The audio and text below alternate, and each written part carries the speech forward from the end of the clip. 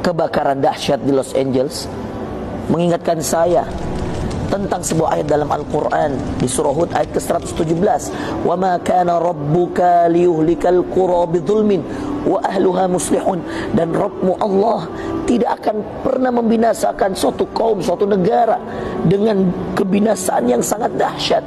Wa ahluha muslihun, sedangkan penduduknya adalah orang-orang yang selalu berbuat kebaikan, selalu berbuat maslahat. Tetapi kapan penduduknya atau di antara penduduk itu, bahkan pemimpin dari penduduk itu, jika dia berbuat zalim, bahkan mengirimkan rudal, bom dan seterusnya ke Palestina, bahkan mendukung genosida di Gaza, bahkan seluruh kezaliman-kezaliman yang ada di muka bumi ini lahir dari tangannya, tunggu, begitu dahsyat Allah akan membalasnya. Lihat saudara sekalian, angin membawa api, hektaran tanah, rumah, mobil-mobil, dan semuanya hancur dalam seketika. Negara sebesar Amerika, sekuat Amerika, tidak berdaya. Kenapa? Karena Allah ingin menunjukkan caranya untuk menghabisi suatu kaum yang zalim. Semoga orang-orang di sana bisa segera sadar, dan semoga orang-orang di Amerika bisa segera berhenti menyerang saudara kita di Gaza.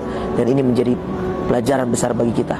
Kembalilah kepada Allah, bertobatlah, dan mari kembali ke jalan yang benar. Assalamualaikum warahmatullahi wabarakatuh. ولا تحسبن الله غافلا عما يعمل الظالمون إنما يؤخرهم ليوم تشخص فيه الأبصار مهطعين مقنعي رؤوسهم لا يرتد إليهم طرفهم وأفئدتهم هواء.